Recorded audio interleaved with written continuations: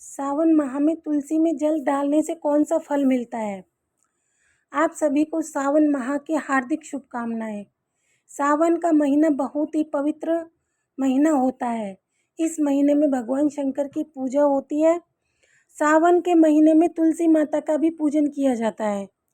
हिंदू धर्म में तुलसी के पौधे को बहुत ही पवित्र पौधा माना जाता है। तुलसी के पौधे में साक्षात भगवान श्री हरि, विष्णु जी और माता लक्ष्मी जी का वास होता है।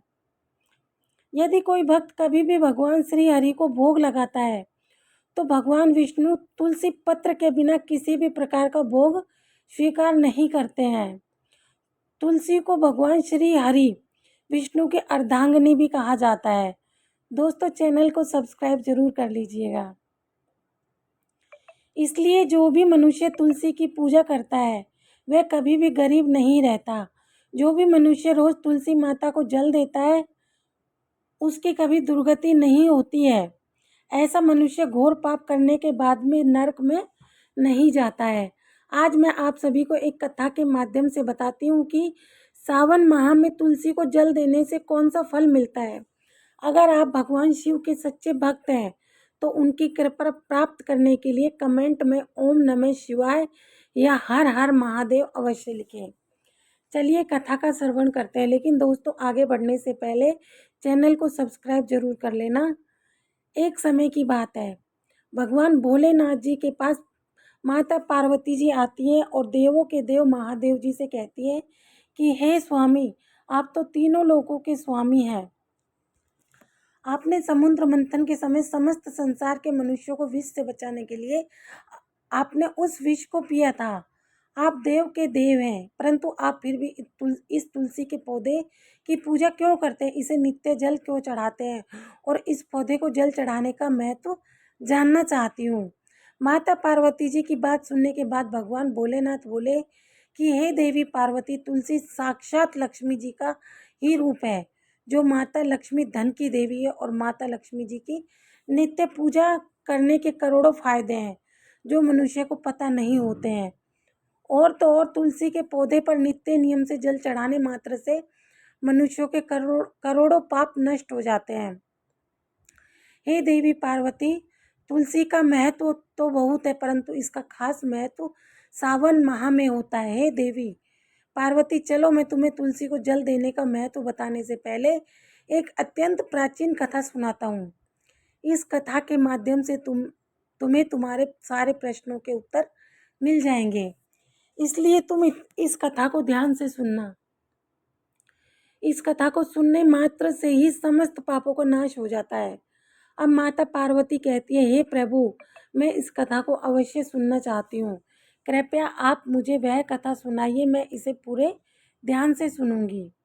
तब भगवान भोलेनाथ माता पार्वती को तुलसी को जल देने के महात्म्य की कथा सुनाते हैं। शिव जी कहते हैं, हे देवी पार्वती, तुलसी को जल देने के पीछे एक प्राचीन इतिहास छुपा हुआ है जो बहुत ही उत्तम और पुण्य फल प्रदान करने वाला है। हे देवी पार्वती, पूर्व काल की बात है। देवपुरी में गोपाल नाम का एक ब्राह्मण रहता था। वह जन्म से तो ब्राह्मण था, किंतु वह कर्म से भ्रष्ट कपटी बुद्धि वाला व्यक्ति था। वह कंबल तथा चमड़ा आदि बेचकर धन कमाता था। साथ ही वह प्रत्येक व्यक्ति से बहुत झूठ बोलता था। उस ब्राह्मण का मन हमेशा बुरे काम करने में लगा रहता था। वह सभी के यहाँ पर चोरी करता था। उसको वेश्यागमन और जुए की बहुत बुरी आदत थी। उसने अपने जीवन में कभी पुण्य के काम नहीं किए थे। वह सिर्फ नाम का ब्राह्मण था। उसने कभी भी शास्त्रों का अध्ययन नहीं किया था, कभी पूजा पाठ भी नहीं किया। सदैव अपना मन दूसरों के धन को पाने के लिए लगाए रखता था। दूसरों की स्त्रियों को देखते ही उसकी लार टपकती थी। गोपाल दिन में जो भी धन कमाता था वह उस धन को रात्रि में वैश्याओं के साथ रात बिता के उनके साथ गमन में खत्म कर देता था। इस प्रकार से वह अत्यंत पापी ब्राह्मण अपना जीवन केवल पाप के कार्यों को करने में व्यतीत करता था। वह इतना कपटी ब्राह्मण था कि उसने अपने मुख से कभी भगवान श्री हरि विष्णु का नाम भी नहीं लिया था और न कभी देवी देवताओं का पूजन किया था। अब भगवान भोलेनाथ कहते हैं कि हे देवी पार्वती, इस प्रकार से पाप करते हुए उस ब्राह्मण को अनेक वर्ष बीत जाते हैं। फिर एक दिन ब्राह्मण ने कंबल खरीदी और बिक्री करने के लिए अरुणाचल नगरी पहुंच जाता है। अब उस नगर के पास से नर्मदा नदी बहती थी। वह नदी बहुत ही पावन थी, इसलिए उस नदी में स्नान करने के लिए दूर दूर से लोग आया करते थे। जब वह गोपाल ब्राह्मण वहां पहुंचा तो उसने देखा कि आज भी वहां पर कई सारे ब्राह्मण आए हुए हैं। पर पर ब्राह्मण उसी नदी के किनारे के एक आश्रम में ठहरता है। गोपाल वहां देखता है कि उस आश्रम में तो अनेक विद्वान ब्राह्मण हैं जो पुराणों का पठन तथा भगवान विष्णु की स्तुति करने में मग्न है। अब वह पाखंडी ब्राह्मण गोपाल भी ढोंग करता हुआ वहीं पर उनके साथ रुक जाता है और उस विद्वान ब्राह्मणों के साथ जब वह रुकता है तो उसे भी भगवान श्री हरि विष्णु का नाम सुनने का अवसर मिल जाता है। क्योंकि उस ब्राह्मण को बिक्री करनी थी तो वह वहीं पर कुछ दिन रुक जाता है। अब वह वहाँ पर जब रुकता है तो देखता है कि वहाँ पर आए हुए लोगों ने गायों का पूजन करके ब्राह्मणों को भोजन कराया। तो उस पापी ब्राह्मण ने भी उन सबके साथ बैठकर भोजन किया और भगवान का प्रसाद भी ग्रहण किया। भगवान भोलेनाथ कहते हैं, हे देवी पार्वती, वहीं उस आश्रम में एक तुलसी का पौधा था। सबको देखकर वह पाखंडी ब्राह्मण भी जाने अनजाने में ही उस तुलसी के पौधे में जल डालने जाने लगा था। वह श्रद्धा भाव से नहीं जाता था। उसके मन में कोई विचार नहीं था कि वह क्या कर रहा है। वह रोज सुबह उठकर एक पात्र में पानी लेकर तुलसी के पौधे में डालता था। उसे ऐसा करते करते एक माह बीत चुका था। अब उस पाखंडी ब्राह्मण ने जो भी कार्य किए थे वह सावन में किए गए थे। क्योंकि वह ब्राह्मण तो पाखंडी था तो उसे कुछ पता नहीं था कि सावन का महीना चल रहा है। अब भगवान भोलेनाथ कहते हैं कि हे देवी पार्वती, एक दिन की बात है, जब वह ब्राह्मण आश्रम में सोया हुआ था तब उसी स्थान पर एक सर्प आ गया और जब वह ब्राह्मण सो रहा था तो उस सर्प ने उसे नींद में ही काट लिया और पापी ब्राह्मण की नींद में ही मृत्यु हो गई। सुबह जब अन्य ब्राह्मणों ने उसे बेहोश अवस्था में देखा तो उन्होंने उसके मुख में तुलसी का पत्र और तुलसी का जल डाल दिया, परंतु उसको होश नहीं आया। फिर सभी ब्राह्मणों को पता चला कि उसकी मृत्यु हो गई है। उस पापी ब्राह्मण की मृत्यु के बाद उसकी आत्मा को लेने के लिए उसी स्थान पर यम के दो दूत प्रकट हुए और उसे पकड़कर यमलोक ले जाने लगे।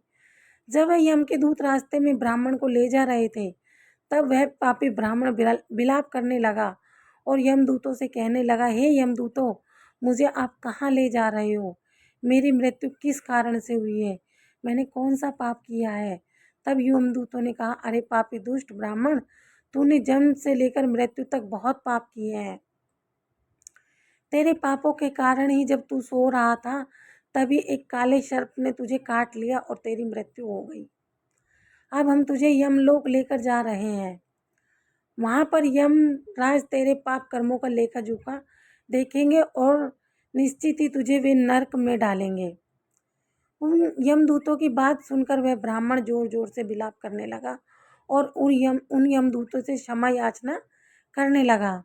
किंतु यम के दूतों को उस पर जरा भी दया नहीं आई, क्योंकि वे मृत्यु के देवता की आज्ञा का पालन कर रहे थे और वे उसे पीटते हुए यमलोक लेकर गए।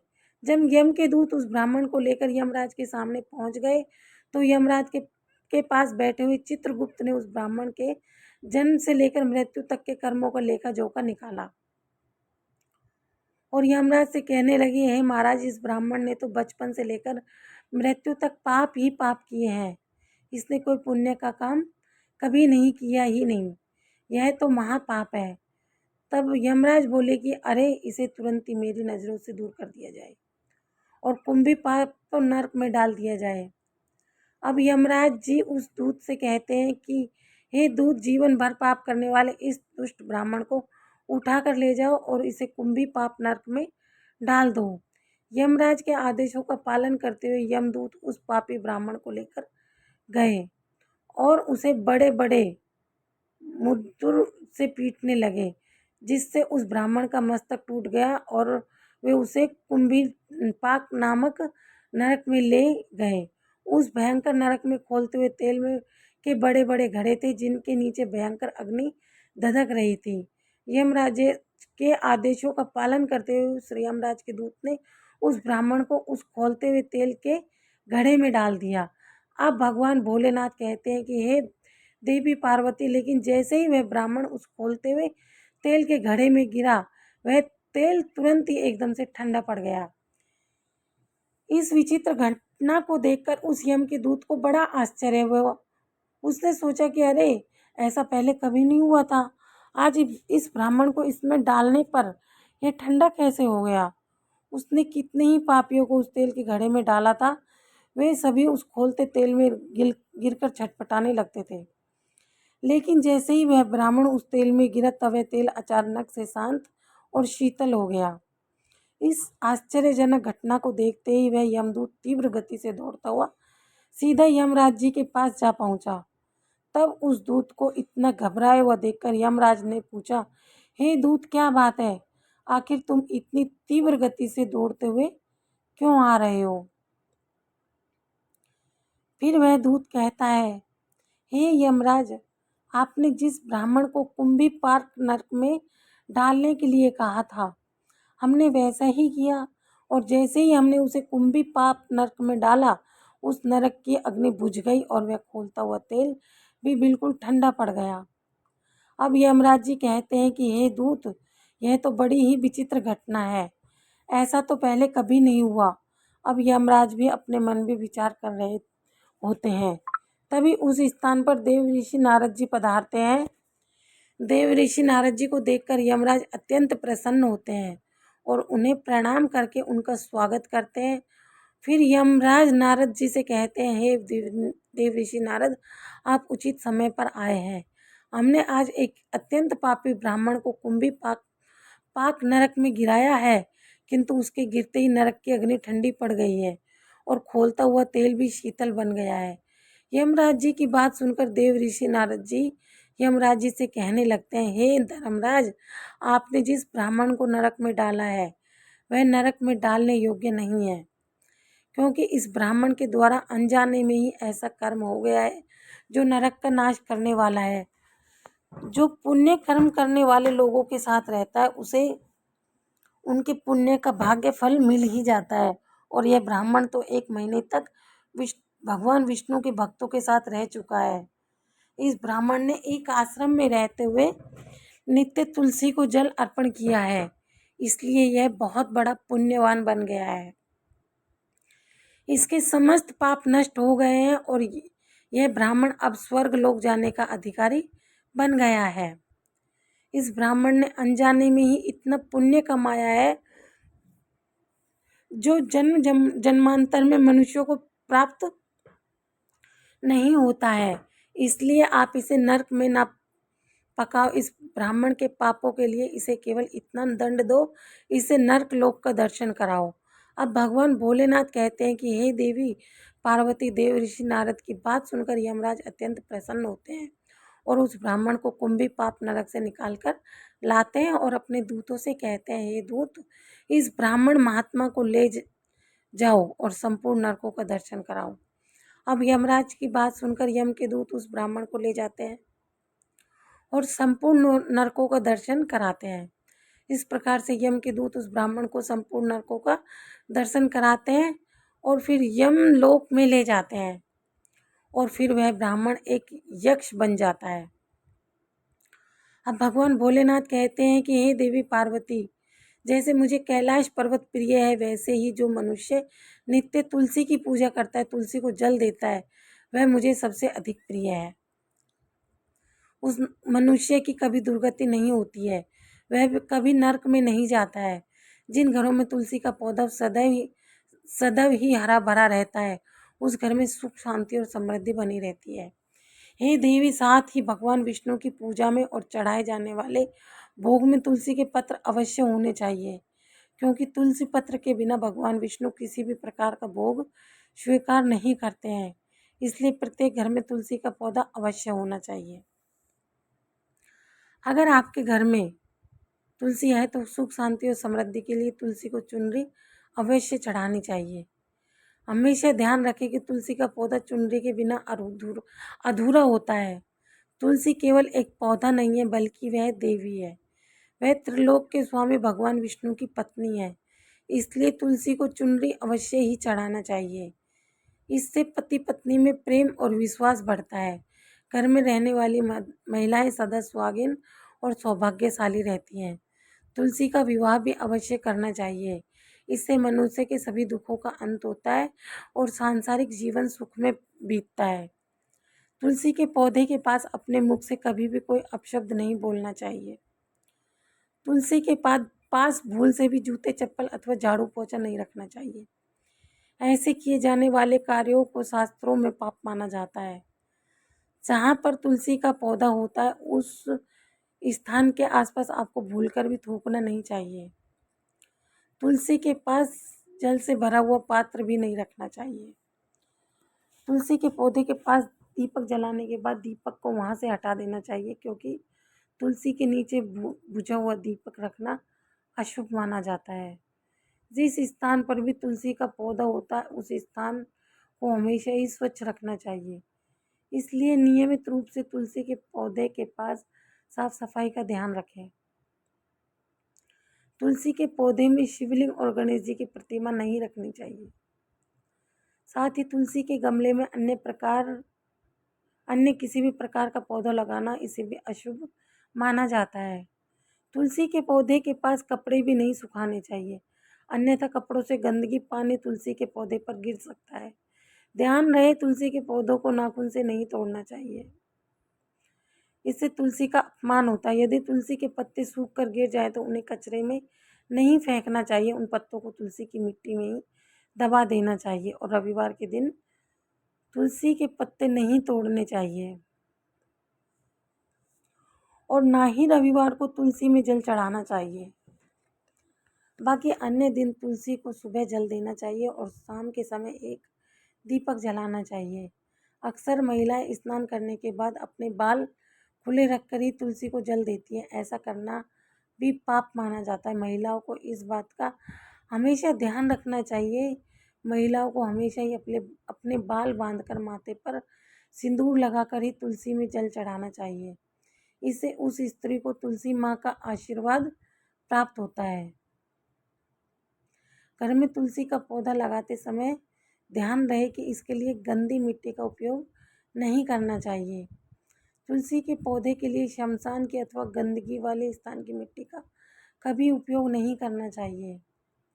इससे तुलसी माँ रूठ जाती है और सूखने लगती है। तुलसी का पौधा कभी गंदे स्थान पर नहीं लगाना चाहिए, जैसे नाली अथवा बाथरूम के पास। इन स्थानों पर तुलसी का पौधा कभी नहीं लगाना चाहिए, अन्यथा गंदा पानी तुलसी के पौधे से गिर सकता है, जो प्रत्येक मनुष्य के लिए बहुत ही अशुभ है। माना गया है कि घर में तुलसी का पौधा कभी सूखना नहीं चाहिए। शास्त्रों में ऐसी मान्यता है कि तुलसी के पौधे के सूखने से अकाल मृत्यु की सूचना प्राप्त होती है। घर में तुलसी का पौधा सूख जाए तो घर की सुख समृद्धि खत्म हो जाती है। सूखी हुई तुलसी में माँ लक्ष्मी का वास नहीं होता है। शास्त्रों के अनुसार मासिक धर्म के दौरान महिलाओं को तुलसी के पौधे में पानी नहीं देना चाहिए और तुलसी को स्पर्श भी नहीं करना चाहिए। यह उन महिलाओं के लिए वर्जित है। तुलसी को बिना स्नान किए जल नहीं देना चाहिए और पैरों में चप्पल आदि के पहनकर भी तुलसी को जल नहीं देना चाहिए। तुलसी को जल देते समय ध्यान रहे कि वह जल आपके पैरों पर ना पड़े, इससे तुलसी माता का अपमान होता है। अब भगवान भोलेनाथ कहते हैं कि हे देवी पार्वती, तुलसी पर कभी झूठा पानी नहीं डालना चाहिए, इससे तुलसी माता रूठ जाती है और नित्य तुलसी के दर्शन करने से मनुष्य को स्वर्ग की प्राप्ति होती है। तुलसी पत्र के सेवन से मनुष्य के सभी पाप नष्ट हो जाते हैं। तुलसी का पौधा हमेशा ही घर के सामने लगाना चाहिए। इससे पूर्व अथवा उत्तर दिशा में लगाने से सबको शुभ संकेत प्राप्त होते हैं। तुलसी के पास मरुस्थलीय पौधे रखना बेहद अशुभ माना जाता है। ऐसे पौधों से नकारात्मक ऊर्जा निकलती है। शास्त्रों में कहा गया है कि जिन पौधों से हरी भरी कलियों की उत्पत्ति ना हो उसके स्थान पर कांटे निकलते हो तो ऐसे पौधों को तुलसी के पास कभी नहीं रखना चाहिए। शास्त्रों में केले के पौधे का विशेष महत्व बताया गया है। अगर तुलसी के पौधे के पास केले का पेड़ लगा देते हैं तो इसका कई गुना अधिक लाभ प्राप्त होता है। केले के पेड़ में भगवान विष्णु का वास होता है। इसे तुलसी के पास लगाने से घर में सुख समृद्धि आती है। तुलसी के पौधे में शालिग्राम अवश्य रखना चाहिए। तुलसी के गमले में शालिग्राम रखने से तुलसी का और अधिक शुभ प्रभाव आपको देखने को मिलेगा। शालिग्राम भगवान विष्णु का निराकार रूप माना जाता है। यह काले रंग का पत्थर होता है जिसे विलक्षण और मूल्यवान माना जाता है। इसे अगर तुलसी के गमले में रखेंगे तो आपके घर से संपूर्ण नकारात्मक ऊर्जा नष्ट हो जाएगी। घर में केवल एक ही शालिग्राम की पूजा करनी चाहिए। पुराणों में कहा गया है भगवान विष्णु की मूर्ति से बढ़कर शालिग्राम का पूजन करना ज़्यादा उत्तम होता है। शालिग्राम को चंदन लगाने के बाद एक तुलसी का पत्ता रखना चाहिए। प्रतिदिन शालिग्राम को स्नान कराना चाहिए। ऐसा करने से सभी जन्मों के पाप नष्ट हो जाते हैं। शालिग्राम भगवान सकारात्मकता और सात्विकता का प्रतीक होते हैं। भगवान भोलेनाथ कहते हैं कि हे देवी पार्वती, जो भी मनुष्य मेरे द्वारा बताई गई इन बातों पर अमल करता है वह निश्चय ही बहुत ही जल्द सुखी और करोड़पति बन जाता है। तब माता पार्वती कहती है कि हे नाथ, आप मुझे इस कथा का श्रवण कराने के लिए धन्यवाद। इस प्रकार से भगवान भोलेनाथ ने देवी पार्वती को सावन माह में तुलसी के पौधे को जल देने का महत्व बताया और घर में तुलसी का पौधा लगाने के नियम बताए। जो भी मनुष्य भगवान भोलेनाथ के द्वारा बताई गई इन बातों को ध्यान में रखकर चलता है तो अवश्य ही उसे पुण्य फल की प्राप्ति होती है और काल भी उसका कुछ नहीं बिगाड़ सकता है। आपको हमारे द्वारा सुनाई गई कथा कैसी लगी हमें कमेंट करके अवश्य बताइएगा। मिलते हैं फिर एक नई कहानी के साथ।